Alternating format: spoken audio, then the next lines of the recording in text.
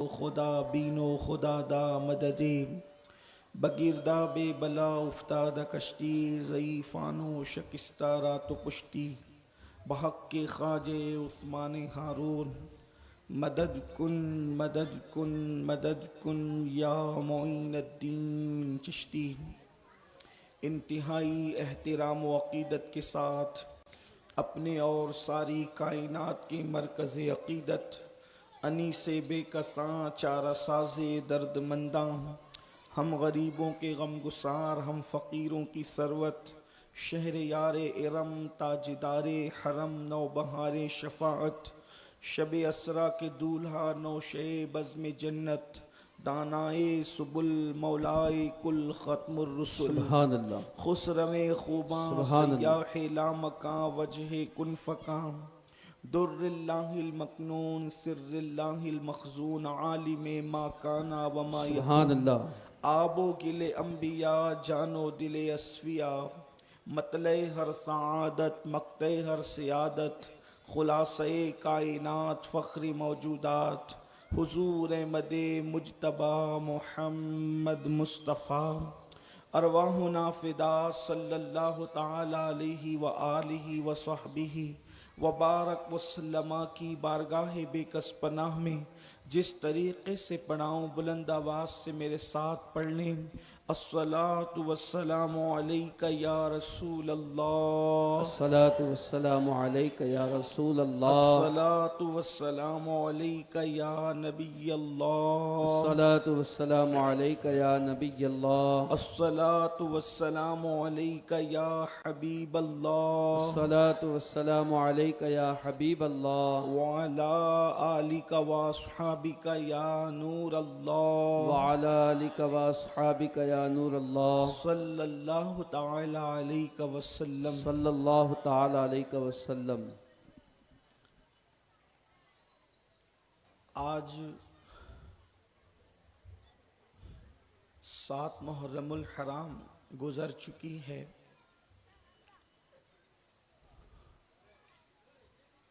اور ہماری یہ 25ویں سالانہ محفل کا یہ 7واں پروگرام جس میں آپ اور ہم سب شریک ہیں۔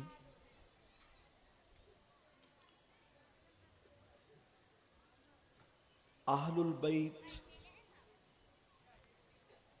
مصطفیٰ جان رحمت صلی اللہ علیہ وآلہ وسلم کی، انہوں نے کربلا کے سنگ لاخ میدان میں کس طرح سے قربانی دی اور کس طرح کا امتحان دیا، اب وہ داستان جو کلیجے کو چیرنے والی ہے، باضابطہ طور پر اس کا آغاز ہوتا ہے۔ حضرت سیدنا امام سری سقطی رضی اللہ تبارک و تعالی عنہ کو ایک مرتبہ اللہ تبارک و تعالی نے الہام فرمایا۔ الہام یہ فرمایا کہ جب مخلوق پیدا کی گئی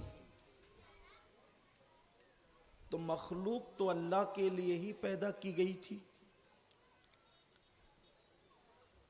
چونکہ اولیاء اللہ کے دلوں پر اللہ پاک الہام فرماتا ہے،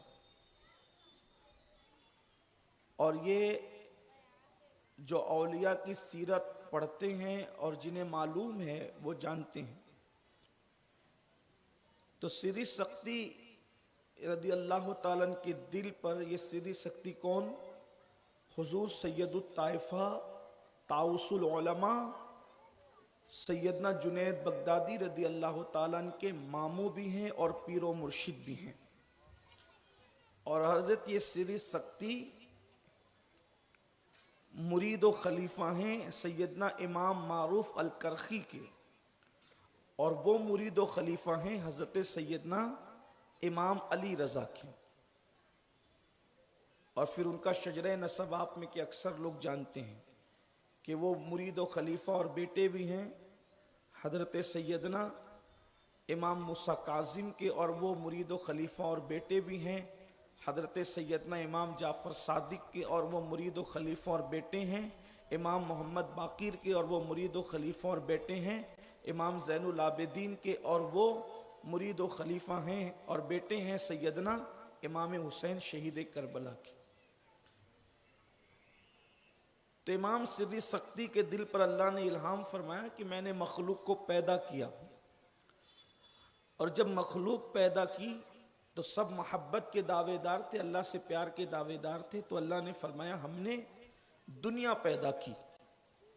جب دنیا پیدا کی تو مخلوق کے 9 حصے دنیا کی طرف چلے گئے، چھٹ گئی، لوگ چھٹ گئے، 9 حصے دنیا کی طرف چلے، ایک حصہ بچا،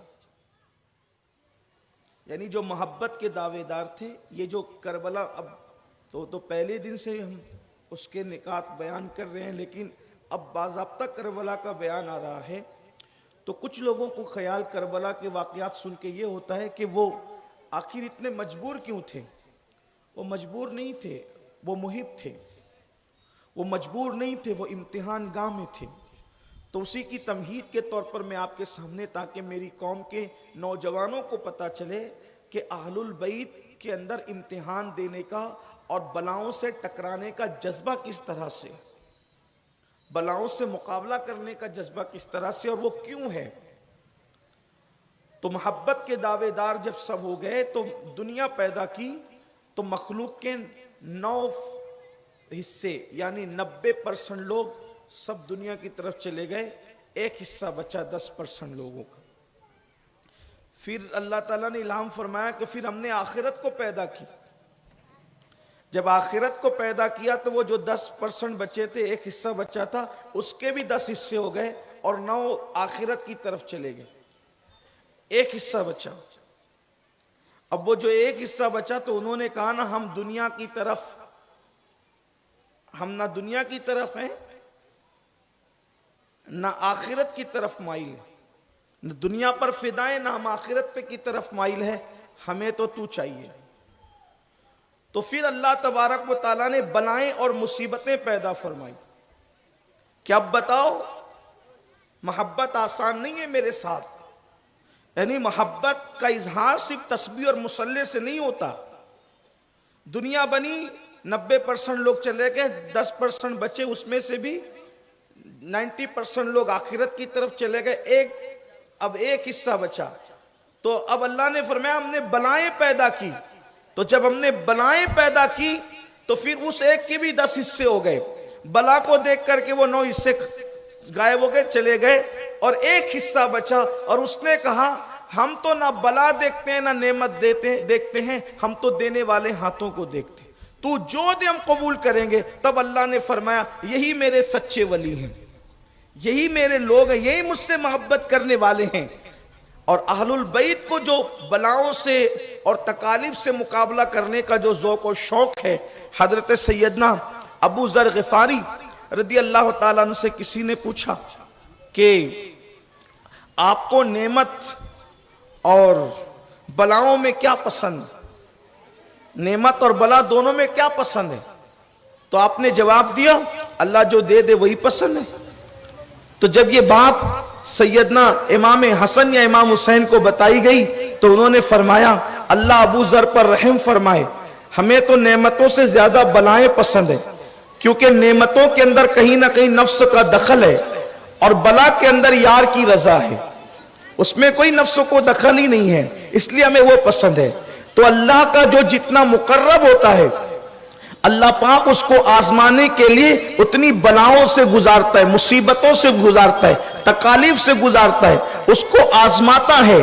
اور یہی آزمائش اہل البیت سے لی گئی، کیونکہ ڈگری بڑی دی تھی اللہ کے رسول صلی اللہ علیہ وآلہ وسلم نے، الحسن والحسین سیدہ شباب اہل الجنہ، حسن اور حسین صرف جنتی نہیں ہے اس لیے کہ کسی کو جنتی کہہ دیا بڑی بات ہے، لیکن اللہ اکبر، صرف زبان نبوت سے ان کو جنتی نہیں کہا، بلکہ فرمایا یہ جنتی جوانوں کے سردار ہیں۔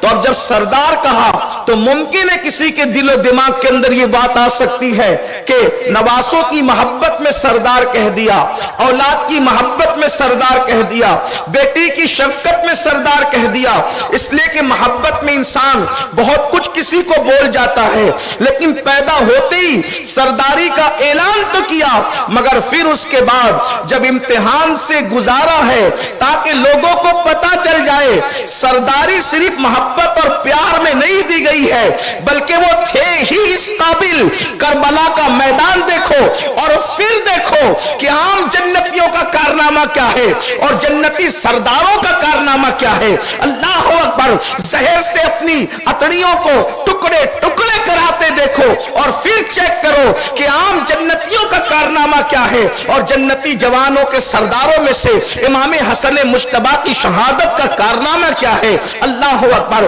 امام پاک امام حسین علی جدی علیہ السلام جیسی پیدا ہوئے، پیدائش کے ساتھ ہی شہادت کا اعلان ہو رہا ہے، آپ اس کو سن بھی چکے ہیں، لیکن پھر بھی جو ہے وہ ہم ان کڑیوں کو ذہنوں سے جوڑنے کے لیے پھر اشارے دیتے ہوئے آگے بڑھتے ہیں۔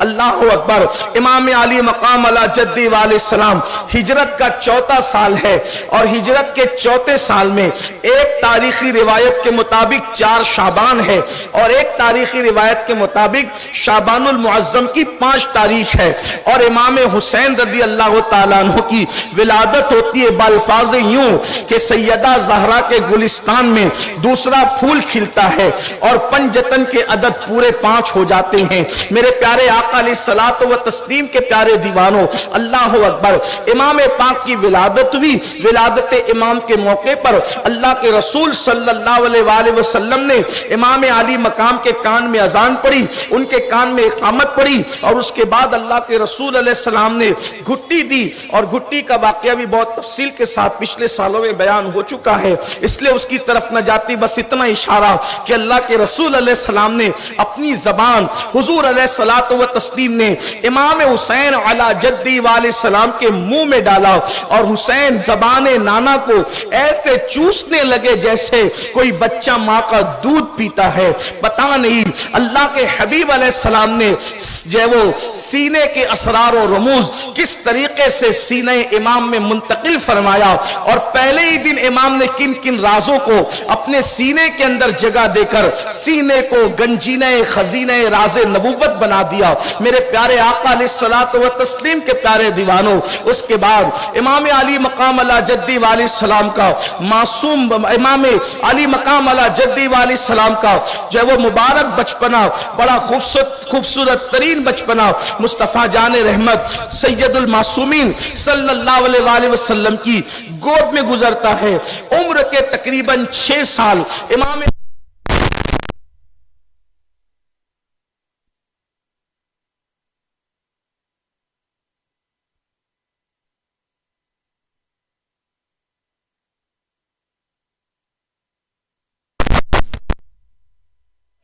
تھے جیسے کوئی انسان کھجور چوسا کرتا ہے اور بار بار ایک دعا رہتی تھی زبان پر، اے اللہ میں اس سے محبت کرتا ہوں، تو بھی اس سے محبت فرما، اور جو میرے حسین سے محبت کرے تو اس سے بھی محبت فرما۔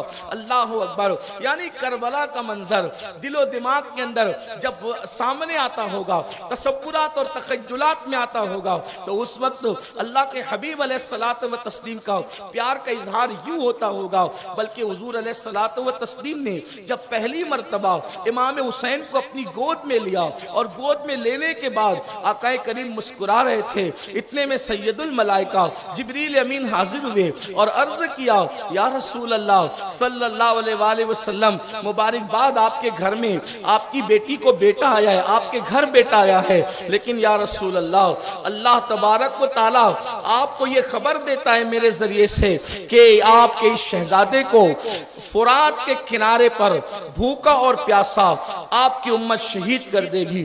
اللہ کے رسول علیہ السلام نے فرمایا، جبریل میرے اس نواسے کو، میرے اس بیٹے کو میری امت فرات کے کنارے پہ شہید کر دے گی؟ جی یا رسول اللہ، اگر آپ چاہیں تو میں اس زمین کی مٹی جس کو کربلا کہتے ہیں وہ مٹی بھی پیش کر سکتا ہوں. اور حضرت جبریل امین نے پھر وہ مٹی مصطفیٰ جان رحمت کو اس وقت پیش فرمائی اور اس کے بعد عرض کیا یا رسول اللہ صلی اللہ علیہ وآلہ وسلم جب یہ مٹی سرخ ہو جائے تو اس وقت سمجھ لیا جائے کہ حسین پاک کربلا میں شہید ہو گئے. اس وقت حضور علیہ السلام نے سب سے پہلے مرتبہ شہادت امام حسین کو سنا. آپ غور فرمائیں, اندازہ کریں, امام عالی مقام کی شہادت سب سے پہلے جس نے بیان کی اس بیان کرنے والے کو جبریل کہتے ہیں, اور سب سے پہلے جس نے شہادت امام حسین کو سنا اس کو سید العالمین سید المعصومین مصطفیٰ جان رحمت کہتے ہیں. اور پھر اللہ کے رسول نے شہادت امام حسین کا ذکر سن کر آنسو بہائے. حضور علیہ السلام کی آنکھوں میں آنسو آئے. اللہ اکبر, جس سے کچھ نواسب کو تکلیف ہے کہ ذکر حسین کے بعد آنکھوں میں آنسو کیوں آتے ہیں. ہم کہتے ہیں تیرے بیٹے کی میت پر آنسو آئے, ہم کبھی اعتراض نہیں کرتے. اگر رسول کے شہزادے کی شہادت کو سن کر بطور ماتم نہیں, بطور احتجاج نہیں, اگر بطور محبت اہل محبت کی آنکھوں میں آنسو آئے تو یہ تو پھر سنت مصطفیٰ ہے.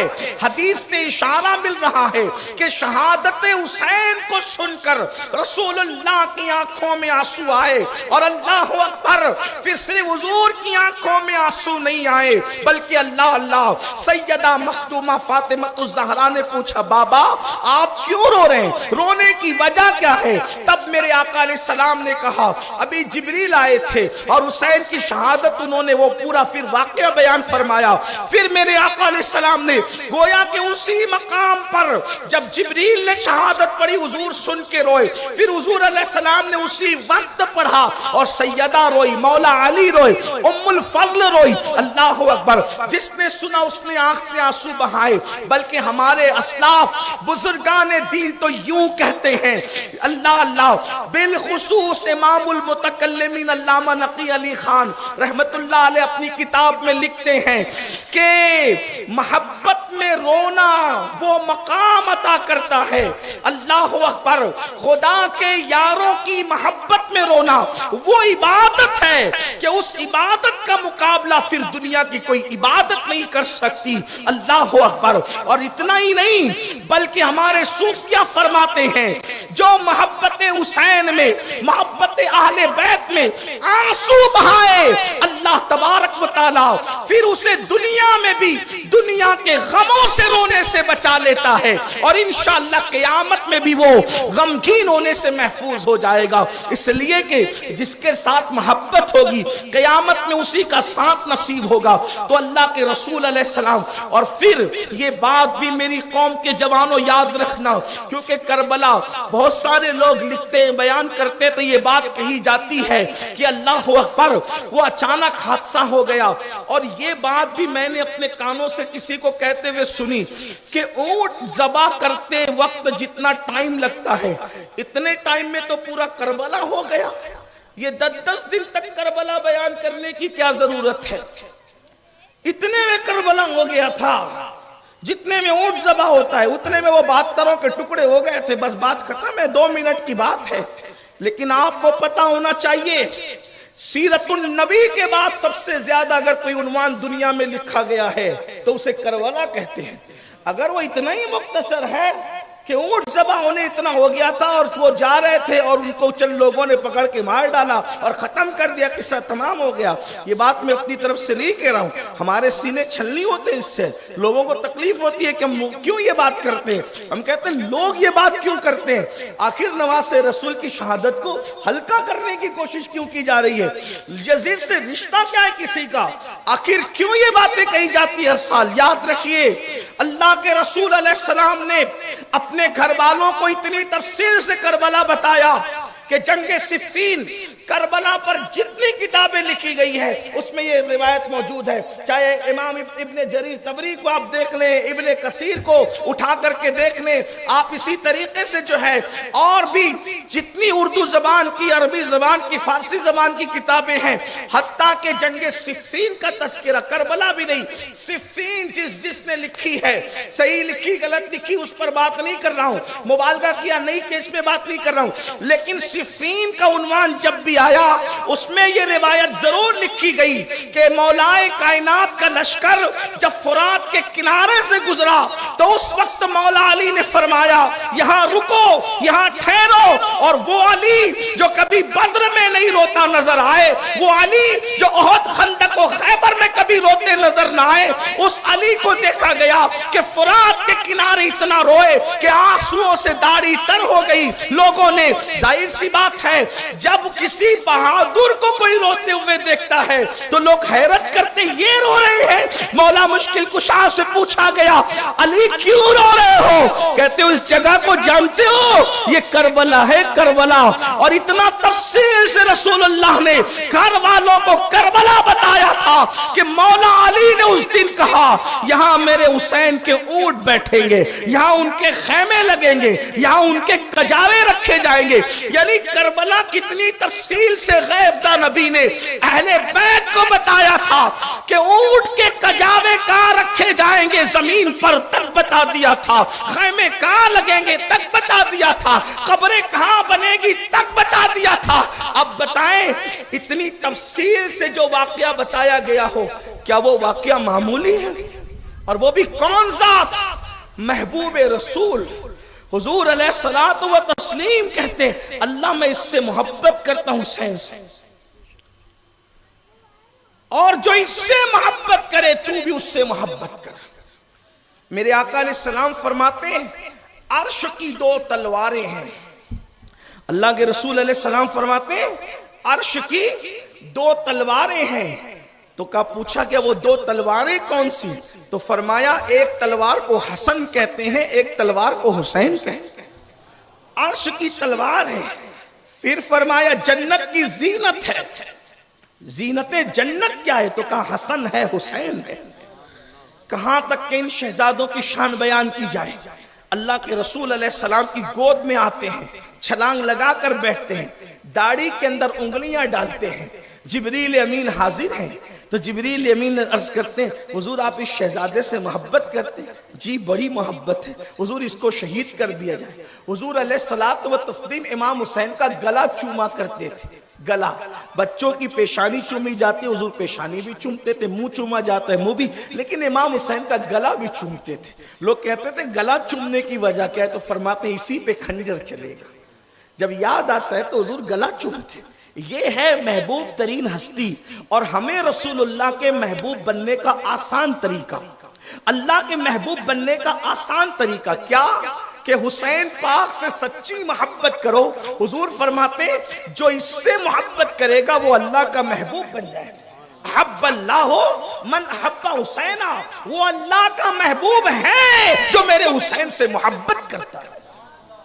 بلکہ ایک روایت یہاں تک بیان کی گئی، اللہ کے رسول علیہ السلام ایک دعوت میں تشریف لے جا رہے، ایک بچے کو بچوں میں کھیلتے دیکھا تو حضور علیہ السلام اس کو پیار کرنے لگے۔ صحابہ نے پوچھا حضور اس بچے سے کوئی خاص رشتہ ہے؟ کہا کوئی رشتہ نہیں ہے، بس یہ میرے حسین سے محبت کرتا ہے۔ میں نے دیکھا کہ میرے حسین کے پیروں کی مٹی کو یہ اٹھا رہا تھا تو میں نے دیکھا کہ یہ بچہ میرے لاڈلے سے پیار کرتا ہے تو میں نے اس سے پیار کیا، اور اتنا ہی نہیں قیامت میں اس کی بھی شفاعت کروں گا، اس کے ماں باپ کی بھی شفاعت کروں گا، کیونکہ میرے دادا حسین سے پیار کرتا ہے۔ میرے پیارے آقا علیہ السلام کے پیارے دیوانوں، سیدنا ابو ہریرہ رضی اللہ تعالیٰ فرمایا کرتے تھے، یہاں پھر ایک بات عرض کروں جو میں ہر سال کہتا ہوں، ہر جگہ کہتا ہوں، یہ کہ صحابہ نے اہل البیت سے جتنی محبت کی ہے آج اس کا ہم تصور نہیں کر سکتے۔ صحابہ سچے لوگ تھے، صاف دل لوگ تھے، حضور علیہ السلام نے ان کے دلوں کا تزکیہ کیا تھا، وہ پیور لوگ تھے. اللہ اکبر. تو حضرت ابو ہریرہ رضی اللہ تعالیٰ عنہ نے جس وقت حضرت سیدنا امام حسین کی جوتیاں سیدھی کی اور اپنی امامے کے شملے سے جو ہے وہ آپ کی جوتیوں کو صاف کیا، تو اس وقت امام علی مقام نے آپ سے کہا آپ یہ کیوں کرتے ہیں؟ تو اس وقت حضرت ابو ہریرہ نے امام حسین کی پیشانی چوم کے کہا حسین ان کانوں نے زبان رسالت سے جو باتیں سنی ہیں اور آپ کی فضیلت جتنی میں جانتا ہوں، واللہ اگر لوگ جاننے لگے تو آپ کو زمین پہ چلنے نہیں دیں گے، لوگ آپ کو سروں پہ اٹھا کر کے پھریں گے. سبحان اللہ، سبحان اللہ. آپ کی فضیلت میں جانتا ہوں، اگر لوگ جاننے لگے تو آپ کو زمین پہ چلنے. امام حسین اس ہستی کا نام ہے اور آپ گئے ہیں اللہ کے دین کو بچانے کے لیے، اس لیے کہ پورا وہ سسٹم جو دین کا سسٹم تھا اس کو صرف ایک اشارے کے طور پر، کیونکہ میں نے آپ کو کل کہا کہ میں نے کوئی یزید کا ذکر نہیں کرنا، اور صرف اس سال لوگوں کی یہ فرمائش ہے کہ 25واں سال ہے تو ایک بار تو داستان کربلا مکمل بیان کر دیں. لیکن پھر بھی میں لوگوں سے کہتا ہوں زندگی ختم ہوگی لیکن نکات کربلا کے ختم نہیں ہو سکتے. پھر بھی جتنی کوشش ہے کاوش ہے ہم اس پہ کریں گے انشاءاللہ، تاکہ کم از کم کچھ تو لوگوں کو معرفت نصیب ہو اور کربلا کی داستان کا ایک حد تک ادراک ہو. تو امام علی مقام علی جدی علیہ السلام کو ایک سسٹم خطرے میں نظر آ رہا تھا یزید کی حکومت کی شکل میں، کیونکہ ہماری قوم کا جو نظریہ ہے اور جو نقطہ نظر ہے ان کے نزدیک نماز، روزہ، حج اور زکوٰۃ اسی کو اسلام کہتے ہیں. لیکن ایک بات میں آپ کو پہلے عرض کروں تاکہ آپ کے ذہن میں بات آ جائے کہ جو دنیا کے تمام انسان ہے جو مسلمان نہیں ہے اور وہ اسلام کو بغض، اناد اور حسد کی نظر سے دیکھتے ہیں، ان کو نماز، روزے، حج اور زکوٰۃ سے کوئی تکلیف نہیں ہے. وہ چاہتے ہیں کہ آپ نماز پڑھتے رہیں، روزہ رکھتے رہیں، حج کرتے رہیں، قربانیاں کرتے رہیں، زکوٰۃ دیتے رہیں. انہیں کس اسلام سے تکلیف ہے؟ انہیں سیاسی اسلام سے تکلیف ہے. اسلام دشمن طاقتوں کو سیاسی اسلام سے تکلیف. سیاسی اسلام کا مطلب کیا؟ ہمارے مذہب میں جو سیاست ہے، اسلام میں جو سیاست ہے وہ سیاست کیا ہے؟ ہمارے مذہب میں سیاست ہے وہ یہ ہے کہ جو مسلمانوں کا امیر ہوگا تو وہ مسلمانوں کا امیر قد دیکھ کر لوگوں کی سفارشات پر نہیں بنے گا، اس کا تقوی ہوگا، اس کی پرہیزگاری ہوگی، اور وہ اپنے بزرگوں کی امانتوں کا امین ہوگا. کیسے؟ جیسے صدیق اکبر تھے، فاروق اعظم تھے، عثمان غنی تھے، مولا علی تھے، امام حسن تھے. یہ خلفائے راشدین جو 5 ہیں، کیونکہ خلافت راشدہ 30 سال پر حدیث کے مطابق مکمل ہو جاتی ہے. اور خلافت راشدہ کیا تھا؟ باپ کے بعد بیٹا نہیں بیٹھے گا، چچا کے بعد بھتیجا نہیں بیٹھے گا، ماموں کے بعد بھانجا نہیں بیٹھے گا، بلکہ جو حقدار ہوگا اس وقت جو سب سے بہتر ہوگا وہ مسلمانوں کا امیر ہوگا. یہ ہے، اور اس کو اکابرین چنیں گے، مسلمانوں کی اکثریت چنے گی. اور پھر وہ یہ کہ وہ اللہ رب العزت کے قانون کو نافذ کرے گا، شریعت کو نافذ کرے گا. کیسے؟ یعنی اگر کوئی چوری کرے، چوری کی ایک مقدار ہے، کوئی چوری کرے تو اس کا ہاتھ کاٹا جائے گا. ہر جگہ نہیں، جہاں اسلامی حکومت ہے وہاں چوری کرے، اسلامی حکومت ہوگی، ہاتھ کاٹا جائے گا. زنا کرے، اگر وہ غیر شادی شدہ ہے تو کوڑے لگیں گے، اور شادی شدہ ہے تو اس پر جو ہے اس کو سنگسار کیا جائے گا لوگوں کے سامنے علل اعلان. اب آپ سے پوچھتا ہوں جب زانی سنگسار ہوگا لوگوں کے سامنے تو کیا کوئی زنا کرنے کی ہمت کرے گا؟ جس کے ہاتھ کٹیں گے کیا پھر وہ کوئی چوری کرنے کی ہمت کرے گا؟ جو شراب پیے گا اس کو کوڑے لگائے جائیں گے. اسی طریقے سے ایک قانون ہے اسلام کا. بہرحال، اور مگر ایسے نہیں کہ 2 لوگوں نے کہہ دیا، ادھر اس نے کہہ دیا کہ فلاں نے زنا کر لیا تو سنگسار، ایسے نہیں. کوا کان لے گیا پر اسلام فیصلہ نہیں کرتا. اتنے محتاط انداز سے اسلام کے یہاں کوئی جرم ثابت ہوتا ہے، 4 عادل ثقہ اور صاحب مروت لوگ جب تک کہ گواہی نہ دے کہ فلاں نے زنا کیا. اور زنا بھی ایسے نہیں کہ میں نے اس سے سنا اس نے اس سے سنا, یہ سنی سنائی نہیں, میں نے دیکھا, اور دیکھا بھی تو ایسے نہیں ادھر سے جھانک کے دیکھا ادھر سے بھانگ کے دیکھا نہیں, بلکہ قانون یہ ہے جیسے سوئی کے اندر دھاگا دیکھا جاتا ہے, جب تک ایسے نہ دیکھے اس کی بات نہیں مانی جائے گی. چاروں آئے گواہی دینے, ایک ساتھ چلے آئے تو بھی نہیں مانا جائے گا. یہ قانون ہے ہمارے یہاں. اگر کسی کو اسلام کا لا اور قانون پڑھنا ہے تو اس کو جو ہے وہ پڑھنا چاہیے. اتنا خوبصورت اللہ نے قانون نازل کیا ہے. ابھی ہمارے یہاں جو ہے وہ بہت زیادہ لوگوں کو دیکھا گیا کہ لڑکیوں کے ساتھ جو ہے وہ گینگ ریپ ہو رہے ہیں, زنا ہو رہی ہے, اجتماعی عصمت دری ہو رہی ہے. تو لوگوں نے, کسی نے کہا کہ عورت کو چاہیے کہ پرس میں چاقو رکھ کر کے نکلے اور یہ رکھ کر کے نکلے. تو میں نے کہا اتنی نادانی تو نہ کرو, جو زنا کرنے آئیں گے وہ پہلے تو پرس ہی چھینیں گے. ایسا تھوڑی ہوگا کہ میں بھی آپ کا پرس اپنے پاس رکھیں اور ہم جو چاہیں کریں, ایسے ہوگا؟ تو پہلے تو ہتھیار ہی چھینا جائے گا. اس لیے ہم کہتے ہیں کہ اگر آپ سخت سے سخت ترین سزا زانیوں کو جب تک نہیں دیں گے اور علل اعلان نہیں دیں گے, اس وقت تک کہ آپ بیٹیوں کی عزت کو تحفظ نہیں دے سکتے. اسی لیے آپ دیکھیں اسلام نے جہاں جہاں نظام نافذ کیا وہاں عورتیں بھی محفوظ رہی, لوگ بھی محفوظ رہے, لوگوں کی عبادت خانے بھی محفوظ رہے, عزت اور آبرو بھی محفوظ رہی. تو دیکھیے اب اپنے یہاں قانون کیا ہے, مرد ریشم نہیں پہن سکتے, مرد سونا نہیں پہن سکتے.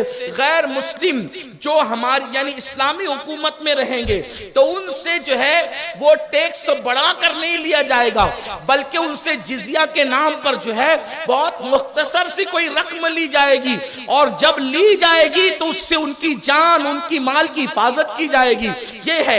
ایک مرتبہ ایسا ہوا کہ اسلامی حکومت کو کہیں کوئی مسئلہ درپیش آیا تو جزیہ وصول کر لیا گیا تھا, لیکن جب مسلمان جانے لگے تو امیر المومنین نے فرمایا جزیہ واپس کر دو, اس لیے کہ ہم نے جو جزیہ لیا تھا اس لیے لیا تھا کہ ان کی جان اور مال کی حفاظت. اگر مسلمانوں کے خلیفہ سے کوئی سوال کر لیا جائے تو وہ یہ نہیں کہے گا میں اتنا بڑا ہوں مجھ سے کیوں پوچھا جا رہا ہے, میں جواب نہیں دوں گا, جاؤ کسی اور سے سوال کرو. نہیں, آپ کو پتا ہے, آئیے اس کی خلافت راشدہ کی ایک جھلک آپ کو دکھاؤں.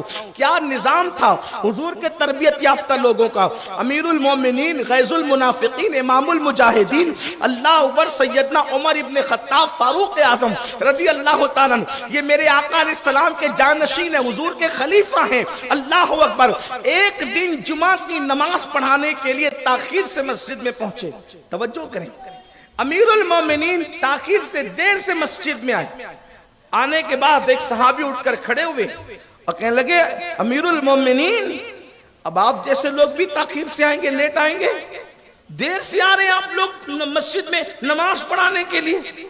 اگر آج مسجد کے امام سے بھی, وہ بھی ایسا امام نہیں جو بہت بڑا علامہ و محقق و مفتی و محدث ہو, اس کی بات نہیں, کوئی ناظرہ خاں بھی امام ہوگا نا جس نے صرف قرآن دیکھ کے پڑھنا سیکھا ہوگا, بھری مجلس میں اگر اجتماع میں مسجد کے اندر جمعہ میں کوئی اٹھ کر کے اس کو کہہ دے کہ آپ لیٹ کیوں آئے تو اس کا منہ اترے گا. ایک چیز ہے, فطرت ہے, انسان کی اپنی طبیعت ہے, اور چار لوگ یہ بھی کہیں گے کہ یار مسجد میں پوچھنا ہی ضروری تھا, بعد میں پوچھ لیتے ہیں. لیکن دیکھو اسلام کیسی آزادی دیتا ہے. وقت تک کہ امیر المومنین کو جو ہزاروں مربع میل کی زمینوں پر حکومت کر رہے ہیں حضور کے جانشین کی حیثیت سے, ان سے بھری مسجد میں, مسجد نبوی میں پوچھا جا رہا ہے آپ دیر سے کیوں آئے, لیٹ کیوں آئے. فاروق اعظم رضی اللہ تعالیٰ ممبر پہ تشریف لے گئے, چہرے پہ کوئی رنگ نہیں ہے, کتنے اچھے لوگ, حضور کے تربیت یافتہ تھے, ڈائریکٹ شاگرد تھے. اٹھ کر کے کھڑے ہوئے فرمایا کہ دیر آنے کی وجہ یہ ہے کہ عمر کے پاس ایک ہی جبہ ہے, ایک ہی لباس ہے, ایک کے سوا دوسرا نہیں ہے, تو میں نے یہ جبہ دھو کر کے سکھنے کے لیے ڈالا تھا, اور آج مدینے میں دھوپ نہیں نکلی, بادل تھے, تو میرا جبہ سوکھنے میں دیر ہو گئی, اس لیے عمر کے آنے میں بھی دیر ہو گئی. آپ غور کریں, یہ حال تھا. اور اس وہ جبے کا حال یہ تھا کہ اس کی آستینوں سے دھاگے لٹک رہے, یعنی وہ ایک جبہ بھی تھا تو ایسا قیمتی نہ تھا بلکہ اس سے دھاگے لٹک رہے تھے. یہ حال تھا کس کا, جو 3 بر اعظموں پہ حکومت کر رہا تھا. تو یہ نظام تھا. اور ایک بات آپ کو بتاؤں, یہ تو حضور کے تربیت یافتہ تھے. خود حضور علیہ السلام نے جو مملکت اسلامیہ مدینہ منورہ کی شکل میں قائم کیا تھا, آپ حضور کی پوری زندگی اٹھا کے دیکھ لیں. میں سیرت النبی کا ایک چھوٹا سا طالب علم ہونے کی حیثیت سے چیلنج کرتا ہوں. مکے میں حضرت آمنہ کے گھر میں حضور جو غذا کھاتے تھے، توجہ، حضور مکے میں سیدہ آمنہ کے گھر میں جو غذا کھاتے تھے، اتنی بڑی حکومت اور مملکت کے مالک بننے کے بعد بھی ظاہری طور پہ وہ تو مالک شروع دن سے ہے. آسماں خان، زمین خان، زمانہ مہمان، صاحب خانہ لقب کس کا ہے؟ تیرا تیرا. خالق کل نے آپ کو مالک کل بنا دیا. دونوں جہاں ہے آپ کے قبضہ و اختیار میں. اللہ اکبر. میں تو مالک ہی کہوں گا کہ ہوں مالک کے حبیب، یعنی محبوب محب میں نہیں، میرا تیرا. اللہ اکبر. مگر اس وقت جو سیدہ آمنہ کے گھر میں غذا ہے، اتنی بڑی حکومت کی بنیاد رکھنے کے بعد وقت کے تاجدار جن کے قدموں میں سرنڈر ہو گئے، وقت کے بڑے بڑے سردار جن کی نالین کو بوسہ دینے کے لیے تیار ہو گئے، آخری دن بھی رسول اللہ کی غذا وہی تھی. فرق نہیں آیا. مطلب کیا؟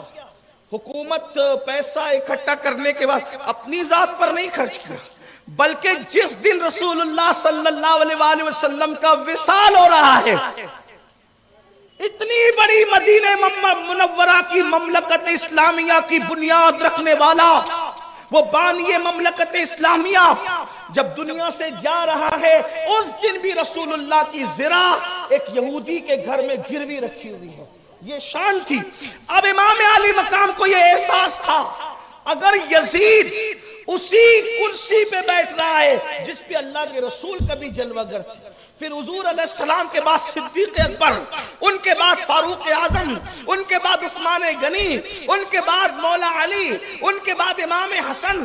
مولا علی کی شہادت کے وقت لوگ مولا علی سے کہہ رہے تھے حسن کو اپنے بعد خلیفہ بنا دے، تو مولا علی فرماتے ہیں نہ بناؤں گا نہ منع کروں گا. جب رسول اللہ نے اپنے بعد کسی کو نامزد نہیں کیا تو میں کیوں نامزد کروں؟ اور سن لو، اگر لوگ حسن کو چاہیں گے، اس کی خلافت پر متفق ہوں گے تو اس کو خلیفہ مان لیں گے. میں کسی کو بنا کر نہیں جاؤں گا. صدیق اکبر نے اپنے بیٹوں کی موجودگی میں فاروق اعظم کو منتخب کیا. فاروق اعظم نے اپنے بیٹوں کی موجودگی میں 6 اصحاب کو جو ہے وہ منتخب کیا کہ 6 میں سے کسی کو مقرر کر لو.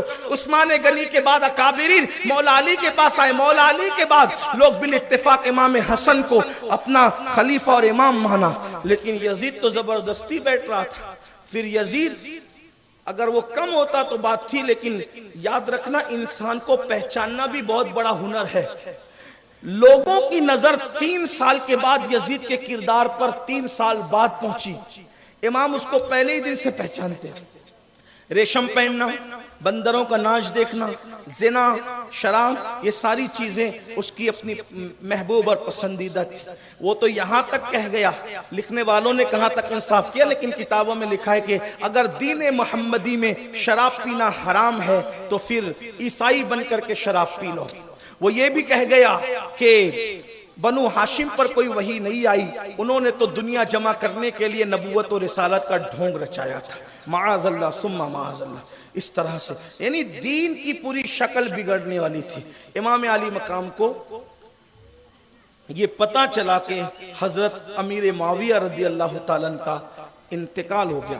فالج کے مرض میں وہ دنیا سے تشریف لے گئے اور یزید زبردستی بادشاہ بن بیٹھا. بہرحال یزید بادشاہ بن گیا. اس نے خط لکھا بادشاہ بننے کے بعد. کس کو؟ ولید کو، جو ان لوگوں کی طرف سے مدینے کے حاکم تھے. ولید کو خط لکھا کہ عبداللہ ابن زبیر، عبداللہ ابن عمر، عبد الرحمن ابن ابو بکر اور حسین ابن علی، ان لوگوں سے بیعت لو. یہ لوگ بیعت کریں تو ٹھیک، اگر نہیں بیعت کریں تو انہیں قتل کرو. یعنی پہلے ہی دن سے اس کی نیت خراب. اور یہ صرف دشمن امام حسین کا نہیں تھا، امام حسن کی شہادت میں بھی پورے طور پر یزید کا ہاتھ ہے. اس کے ثبوت ہیں تاریخ کے اندر، باضابطہ طور پہ باتیں، وہ یزید ہی تھا. وہ ایک الگ تفصیل ہے لیکن ہم دور چلے جائیں گے. تو عرض یہ کر رہا تھا کہ امام علی مقام تو مدینہ منورہ میں مقیم تھے. کہتے ہیں کہ رجب المرجب کی 15 تاریخ کو یا رجب المرجب کی 22 تاریخ، اختلاف ہے تاریخوں میں، 15 تاریخ یا 22 تاریخ کو حضرت امیر معاویہ کا فالج کے مرض میں وصال، وہ دنیا سے تشریف لے گئے۔ یہ جناب جو ہے وہ خود ساختہ طور پر اس نے ماحول تو پہلے ہی سازگار کر رکھا تھا، تو یہ بادشاہ بن بیٹھا، اور جب خط آیا تو دوپہر کے وقت امام علی مقام پاک مسجد نبوی شریف میں، آپ کا زیادہ تر وقت امام پاک کا مسجد شریف میں ہی گزرتا تھا، اپنے نانا کے پہلو میں قدموں میں زیادہ تر وقت گزارتے تھے۔ اور میں نے بہت کتابوں میں پڑھا کہ امام علی مقام مسجد نبوی شریف میں ہی رہتے تھے، زیادہ تر وقت وہیں گزارتے تھے۔ تو میں سوچتا تھا کہ وقت وہاں زیادہ کیوں گزارتے تھے، لیکن جس مقام پر، اس جگہ پر جب انسان بیٹھے تو پتہ چلے کہ دنیا کی کسی جگہ پہ اتنا لطف نہیں آتا جتنا رسول اللہ کے پہلو میں بیٹھنے سے لطف آتا ہے۔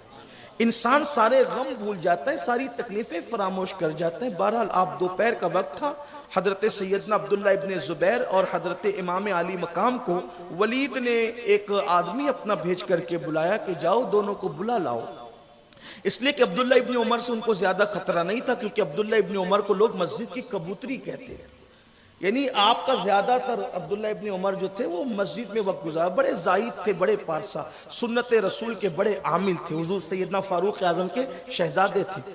تو یہ بات بھی کہی گئی تھی ایک دوسرے خط میں کہ عبداللہ ابن زبیر کا حال یہ ہے کہ جب تک وہ موقع نہ پائیں گے وہ آگے نہیں آئیں گے۔ عبداللہ ابن عمر سے کوئی مسئلہ نہیں ہے، اس لیے کہ عبداللہ ابن عمر تو عبادت گزار آدمی، ان کی توجہ اس طرف نہیں ہوگی، لیکن امام حسین سے تھوڑا ہوشیار رہنے کی ضرورت ہے، کیونکہ وہ شیر کا بیٹا شیر ہے، ہاں وہ برداشت نہیں کرے گا کسی کی، تو اس لیے پہلے ادھر نظر زیادہ ہونی چاہیے۔ مورخین نے لکھا ہے تو ولید نے بلایا بھی امام حسین کو اور عبداللہ ابن زبیر کو، دونوں مسجد میں بیٹھے تھے، دونوں حضرات نے کہا کہ اچھا چلو اور ہم آتے ہیں۔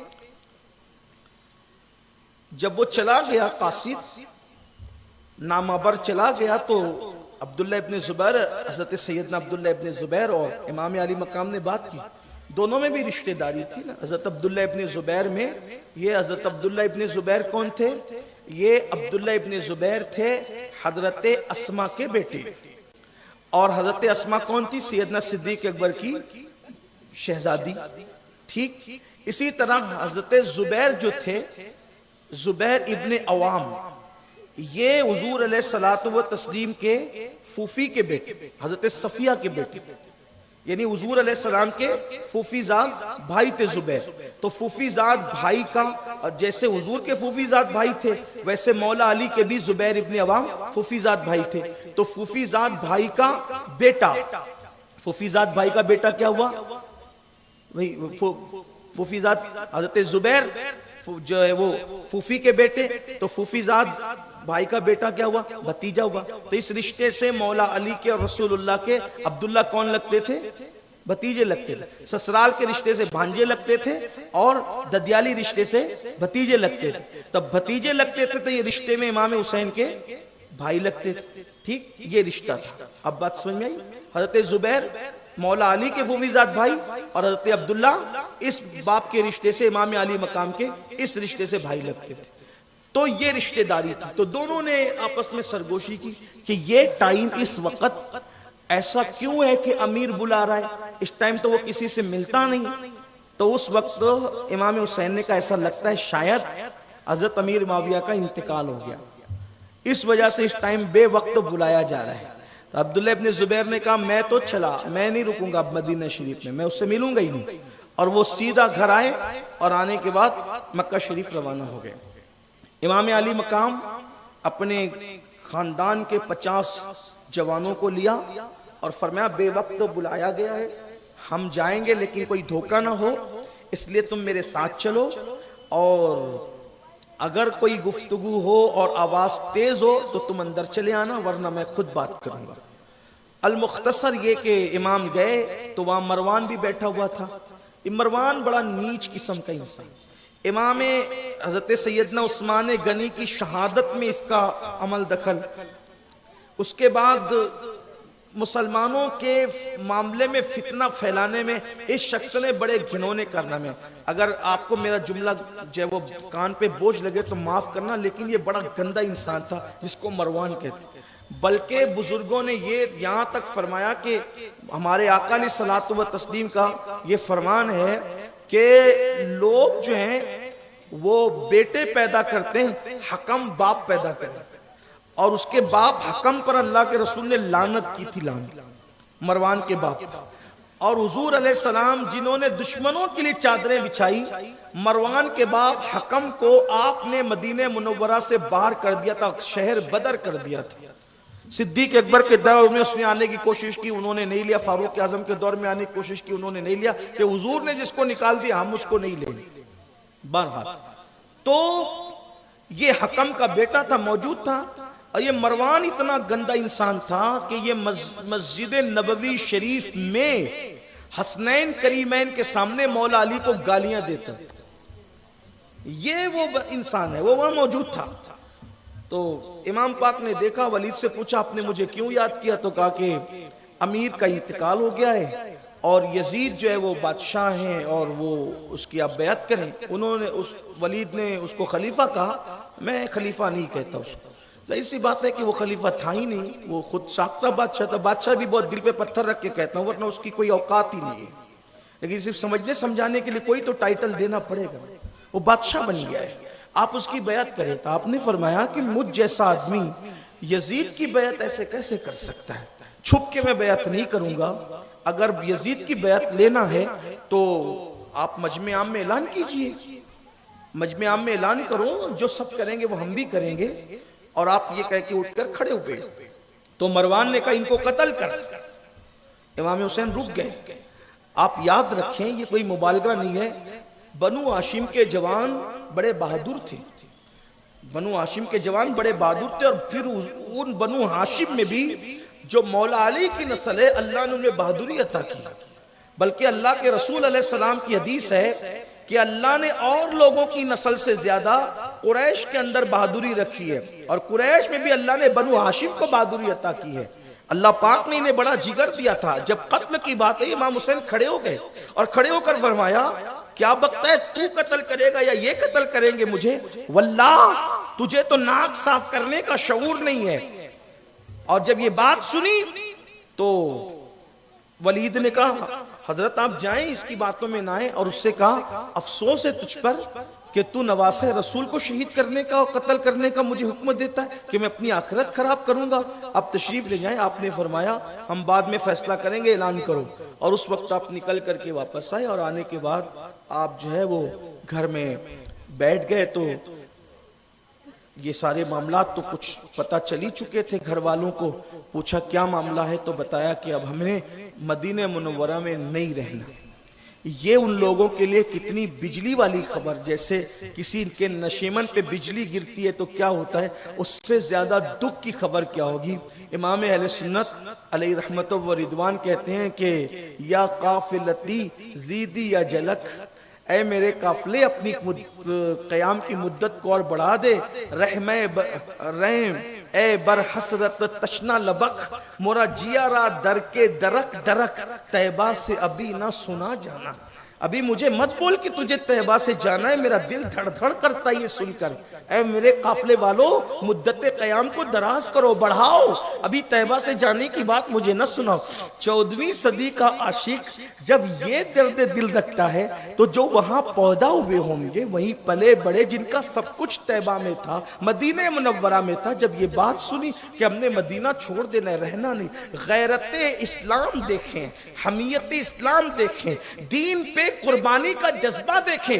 ایک لمحے میں فیصلہ ہو رہا ہے ہم نے نہیں رہنا، اس لیے کہ یا تو اپنی خواہش بچانا ہے یا تو دین بچانا ہے. اپنی خواہش اور تمنا ہے مدینہ منورہ میں رہنا، اور رسول اللہ کی خواہش اور تمنا یہ ہے کہ دین بچانا. ہم اپنی خواہشات کو مصطفیٰ جان رحمت کی مرضی پہ قربان کر دیں گے، حضور کی مبارک خواہش پہ قربان کر دیں گے. ہم مدینے میں نہیں رہیں گے، دین بچانے کے لیے نکلیں گے. اور اس کے بعد پھر امام نے فرمایا تیاری کرو اور جائیں گے ہم.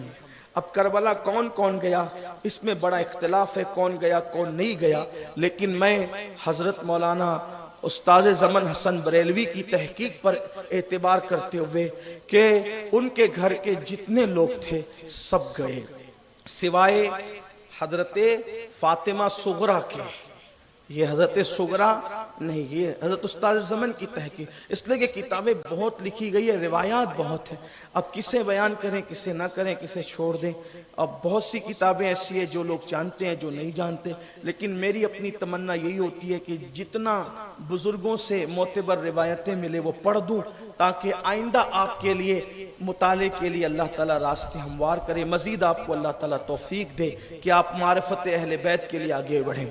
تو سیدہ فاطمہ صغرا وہ نہیں گئی تھی، حضرت محمد بن حنفیہ وہ نہیں گئے تھے، اور اسی طریقے سے حضرت جعفر کے شہزادے جو بہنوئی تھے امام حسین کے، حضرت عبداللہ ابن جعفر طیار، اور چند نام انہوں نے لکھے ہیں، یہ نہیں تھے، باقی سب، حتیٰ کہ جس کی پیدائش کو ابھی 1 مہینہ ہی ہو رہا تھا وہ ننھا سا شہزادہ حضرت سیدنا علی اصغر، ان کو بھی جانے والوں میں رکھا گیا۔ اور پھر جب یہ ہوا کہ تیاریاں کی جائے تو اہل بیت کے دل پر کیا گزری ہوگی آپ جانتے ہیں۔ بس میں اختصار کے ساتھ یہ بات بیان کرتے ہوئے بات مکمل کرتا ہوں کہ شام ہوئی، اور اس کے بعد شام نے اپنی جو ہے وہ زرد چادر کو سیاہ چادر میں تبدیل کیا، اور مدینۃ الرسول کے افق اور آسمان پر رات کی سیاہ زلفیں بکھر گئی، اور آدھی رات کو کچھ مصلی پر رونے والے رو رہے تھے، کچھ سونے والے سو رہے تھے، اور اگر جاگ ہو رہی تھی یا رت جگہ ہو رہا تھا، رات اگر کہیں جگ رہی تھی تو وہ خیمے اہل البیت کے اندر، اہل بیت کے جو ہے وہ گھروں میں، خیموں میں نہیں بلکہ گھروں میں، اہل البیت کے گھروں میں رت جگہ ہو رہا تھا، چراغ جل رہے تھے، سامان باندھے جا رہے تھے، اونٹ تیار کیے جا رہے تھے، کجاوے کسے جا رہے تھے۔ ایسے میں امام علی مقام علی جدی والی سلام آخری سلام عرض کرنے کے لیے اپنے نانا جان مصطفیٰ جان رحمت صلی اللہ علیہ وآلہ وسلم کی بارگاہ میں حاضر ہوتے ہیں۔ حضرت شیخ محقق شیخ عبدالحق محدث دہلوی رحمت اللہ علیہ کے نبیرہ کے ان کی تحریر کے مطابق انہوں نے تحریر فرمایا ہے، نبیرہ شیخ محقق تحریر کرتے ہیں کہ جب امام علی مقام اپنے نانا کے مزار پہ گئے، آج بھی جو مدینہ منورہ جاتے ہیں اور جب وہ الوداعی حاضری کے لیے جاتے ہیں، اللہ کی قسم لوگوں کے قدم نہیں اٹھتے، ایسا لگتا ہے قدم منو من جو ہے وہ وزنی ہو چکے ہیں، منو من وزنی ہو گئے، قدم اٹھتے نہیں۔ دل ایسا کہتا ہے کاش مدینہ منورہ سے جانے کی بجائے یہیں پہ مر جائے۔ حضرت استاد زمن نے مدینہ منورہ سے جانے والوں کے لیے ایک مصرع لکھا ہے، بلکہ آنے اور جانے والوں کے لیے پورا شعر لکھا، کہتے ہیں زندگی مر کے جیتے ہیں جو آتے ہیں جو جاتے ہیں مدینے کو حسن، مر کے جیتے ہیں جو جاتے ہیں مدینے کو حسن، اور جی کے مرتے ہیں جو آتے ہیں مدینہ چھوڑ کر۔ یعنی کہ ایک موت طاری ہوتی ہے انسان کے اوپر جب وہ مدینہ منورہ چھوڑتا ہے۔ اہل ظاہر کے لیے کچھ نہیں ہوتا، لیکن اہل عشق کے لیے تو موت سے بھی بڑی تکلیف ہے مدینہ طیبہ کو چھوڑنا۔ لیکن اے میری قوم کے جوانوں اور میری ماؤں اور بہنوں اور دور نزدیک میں پوری دنیا میں انٹرنیٹ پر جو لوگ بھی سن رہے ہیں ان سب کی توجہ چاہتا ہوں۔ اللہ اکبر، جو 8 دن 10 دن مدینہ طیبہ میں قیام کرے، مدینہ جس کا وطن نہ ہو، اس کی الوداعی حاضری کی کیفیت یہ ہوتی ہے۔ لیکن سیدہ کے لال کا کیا حال ہوا ہوگا جس وقت وہ آخری اور الوداعی سلام کے لیے مصطفیٰ جان رحمت کی بارگاہ میں گئے ہوں گے، کیسی قربانیاں ہیں۔ بلکہ آپ کو میں ایک بات اور کہہ دوں، علی اکبر کی شہادت حسین اعظم کے لیے آسان تھی، لیکن مدینہ منورہ چھوڑنا کتنا مشکل تھا، ذرا اندازہ تو کرے نا۔ ایک طرف علی اکبر ہے، علی اکبر چھوٹ رہے ہیں، مصیبت ہے، لیکن ادھر تو نانا چھوٹ رہے ہیں، جان کائنات چھوٹ رہے ہیں، سید العالمین چھوٹ رہے ہیں، روح کائنات کے شہر پاک سے دور جایا جا رہا ہے۔ البتہ شیخ محقق کے نبیرہ لکھتے ہیں حسین پاک گئے، نانا کی قبر انور سے لپٹ گئے اور آنکھ لگی تو خواب میں کیا دیکھا، اونگ آئی تو مصطفیٰ جان رحمت جلوگر ہیں اور اپنے نواسے کو سینے سے لگاتے ہیں اور سینے لگا کر حضور علیہ السلام کی آنکھ میں آنسو ہے۔ امام عرض کرتے ہیں یا رسول اللہ، اب آپ کا نواسا آپ کو الوداعی سلام پیش کرنے کے لیے آیا ہے، آقا میں نے مدینے میں نہیں رہنا ہے۔ آقا علیہ السلام فرماتے ہیں میرے لال جا، تجھے کربلا میں بھوکا پیاسا شہید کیا جائے گا۔ آقا علیہ السلام سینے لگا کے خود بتا رہے ہیں تیرے بچوں کو شہید کیا جائے گا، اور پھر تمہیں حسین استقامت اور صبر و رضا کا پیکر بن کر اللہ اکبر اپنی جگہ پر قائم رہنا، دین کی حفاظت کرنا۔ اس وقت گویا امام کہتے ہوں گے نانا جان آپ کا حسین ہمیشہ کے لیے آپ کے مدینے سے جا رہا ہے۔ سیدہ کا لال سب کچھ چھوڑ کر مدینہ منورہ کو گویا کہ سونا سونا کر کے نبی کی امانت آج مدینے سے جا رہی ہے۔ حسین پاک نے کہا ہوگا نانا جان اب آپ کہہ رہے ہیں کہ حسین تمہیں شہید ہونا ہے، بھوکا پیاسا تمہاری اولاد کو شہید ہونا ہے، تو نانا جان جس وقت میرے علی اکبر کے جسم کے ٹکڑے کیے جائے اس وقت آپ کا حسین صبر و رضا کا پیکر بنا رہے، اس کی آپ دعا کر دیں۔ نانا جان جس وقت میرے قاسم کا وجود خون میں لہو لہان ہو اس وقت آپ حسین کے صبر پر استقامت کی دعا کر دیں۔ جس وقت میرے معصوم علی اصغر کو جو ہے وہ تیروں سے چھلنی کیا جائے اس وقت حسین صبر کا دامن ہاتھ سے نہ چھوڑے۔ یہاں پوری داستان کربلا میں میں جہاں جہاں معصوم کہوں گا اسی معنی میں کہوں گا جس میں علامہ ارشد القادری نے کہا، نہ کہ اس معنی میں جس معنی میں روافظ کہتے ہیں، اس لیے ہر جگہ وضاحت نہیں ہوگی لیکن آپ سمجھ لیجئے گا۔ نانا جان جو ہے وہ جس وقت اللہ اکبر خیمے جلے صبر کی دعا کریں، اور اللہ اکبر کس طرح سے حسین نے نانا کو آخری سلام کیا ہوگا اور کس طرح اپنے آنسوؤں کو خشک کیا ہوگا یہ تو امام علی مقام جانے۔ امام علی مقام اپنے نانا کو سلام پیش کرتے ہیں، اللہ اکبر، اور لپٹ لپٹ کر روتے ہیں، اور خواب سے جب آنکھ بیدار ہوتی ہے تو آنسوؤں کی لڑیاں تھی۔ امام اپنے نانا کے مزار کو دیکھتے اور نانا کے مزار کے در و دیوار کو دیکھتے، ہائے ہائے آج کے بعد اب لوگ قیامت تک صبح و شام مدینے آتے جاتے رہیں گے، لیکن ہائے اب وہ مدینہ کبھی نہیں آئے گا۔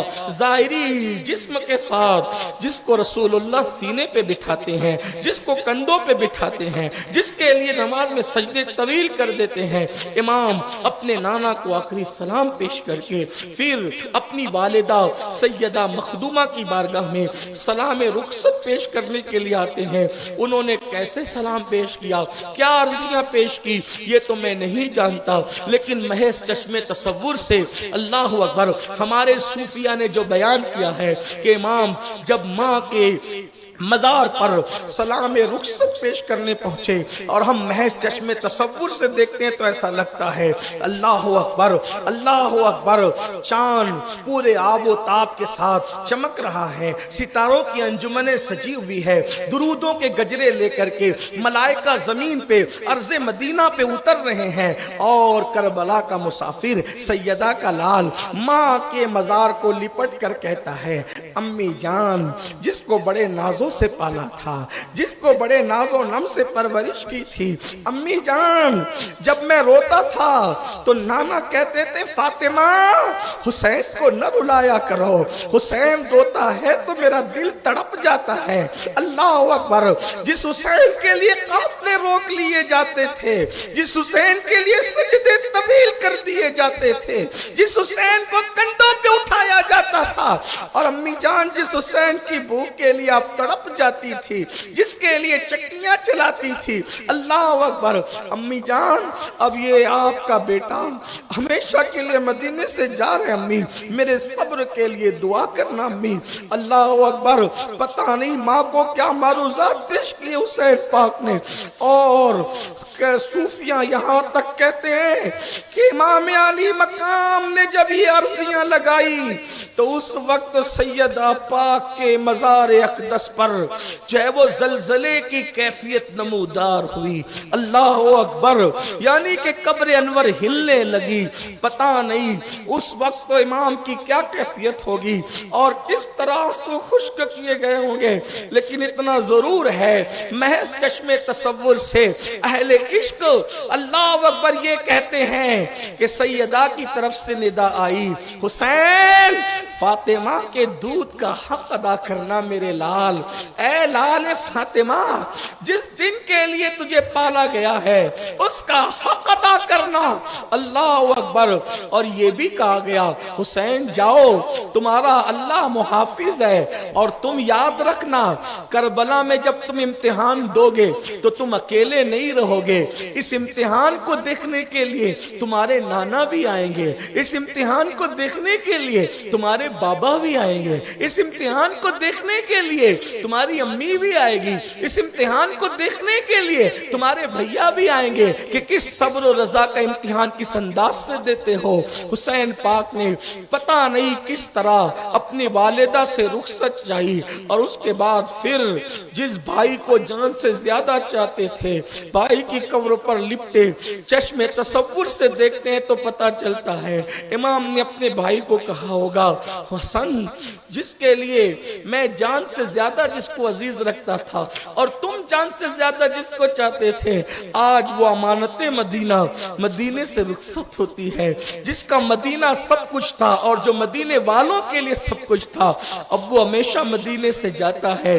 امت المومنین کو سلام پیش کیا اور اہل بقی کو سلام پیش کر کے نانا کے روضے کی طرف بار بار نظر لگا لگا کر کے امام اپنے گھر کی طرف گئے. گھر میں تو کوہرام تھا، قیامت صغرا قائم تھی، اس لیے کہ اللہ اکبر امام علی مقام گھر گئے. سامان جو ہے وہ بند چکا تھا، سواریوں پر کجاوے کس چکے تھے، خواتین پردہ دار تیار تھی. ایسے میں ایک شہزادی کو سیدہ ام کلثوم کے سیدہ ام سلمہ کے سپرد کرنا تھا. ایک شہزادی کو سیدہ ام سلمہ ام المومنین کے سپرد کرنا تھا. وہ حضرت فاطمہ صغرا تھی. اللہ اکبر. فاطمہ صغرا کہتی بابا اللہ اکبر.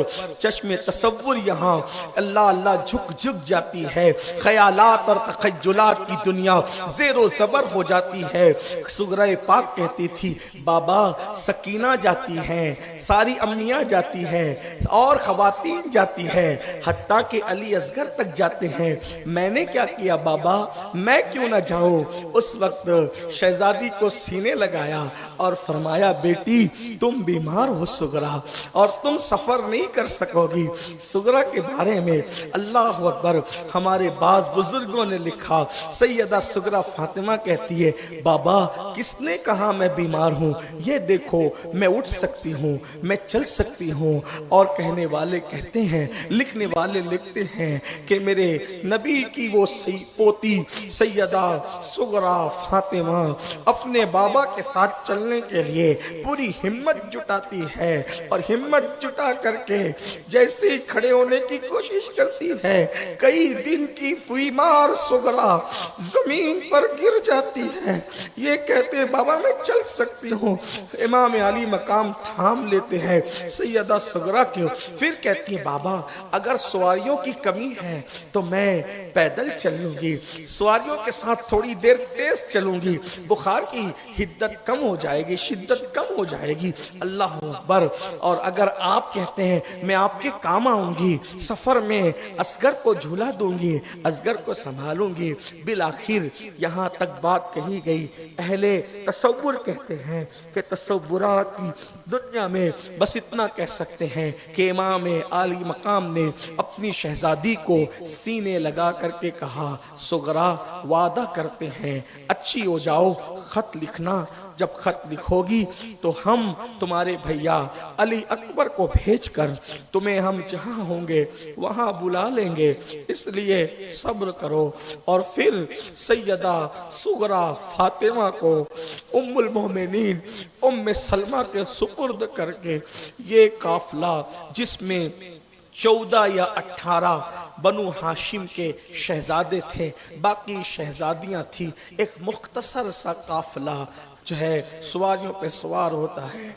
उम्मे सलमा रो रो पड़ती है, इमाम पाक से कहती है, शहजादे न जा, तुम्हारे नाना तुमसे बहुत प्यार करते थे। उम्मुल मोमिनीन उम्मे सलमा से कहा, नानी जान उन्हीं का हुक्म है, यहाँ से कूच करना है, मैं उनसे इजाजत लेकर आया हूँ। और उसके बाद चंद नुफूस पर वो मुख्तसर सा काफिला अपनी अपनी सवारियों पर बैठता है। तारों के कलेजे तार तार हैं, चांद ने अपना चेहरा छुपा लिया है और फज्र का वक्त थोड़ी देर के लिए बाकी है, थोड़ी देर के बाद सुबह सादिक रूनुमा होगी।